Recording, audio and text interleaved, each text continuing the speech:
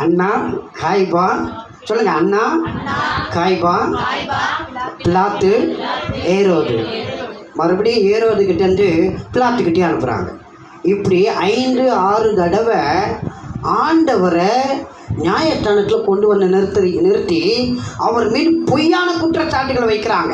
பாதிக்கப்பட்டார் ஆண்டவர். அவ்வளோ நெருக்கப்பட்டு ஒடுக்கப்பட்டு அவர் புறக்கணிக்கப்பட்டு அவமானப்படுத்தப்பட்டார். இதெல்லாம் நம்ம அறிந்தோம்.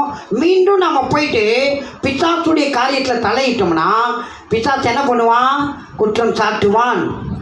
மீண்டும் நம்முடைய செயல், நம்முடைய குணங்கள், நம்முடைய பேச்சு அது பிசாசை பிரதிபலிக்கக்கூடியதாக இருந்தால் பிசாசு நேராக போவான். எங்கே போவான் தெரியுங்களா?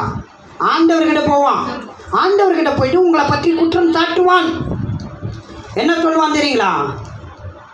எல்லாரும் முன்னாடி ஆண்டவர்கிட்ட போய் சொல்லுவான். ஏன்னா சொல்லியிருக்கிறான். யோபுவை பற்றி போய் சொல்லியிருக்கிறான். யோபுவை பற்றி ஆண்டவர்கிட்டே போய் குறை சொன்னான். ஆண்டவரையே குறை சொன்னான், யோபுவே குறை சொன்னான்.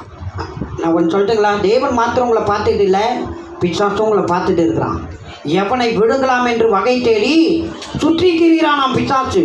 கட்சிக்கும் சிங்கத்தை போல அவன் சுற்றி திரிந்து கொண்டு இருக்கிறான். எனவே நீங்கள் உங்களை ஒப்பு கொடுத்து, ஆண்டவரே பிசாசு உண்மை அவமானப்படுத்துகிற அளவுக்கு இனி நான் வாழ மாட்டேயா.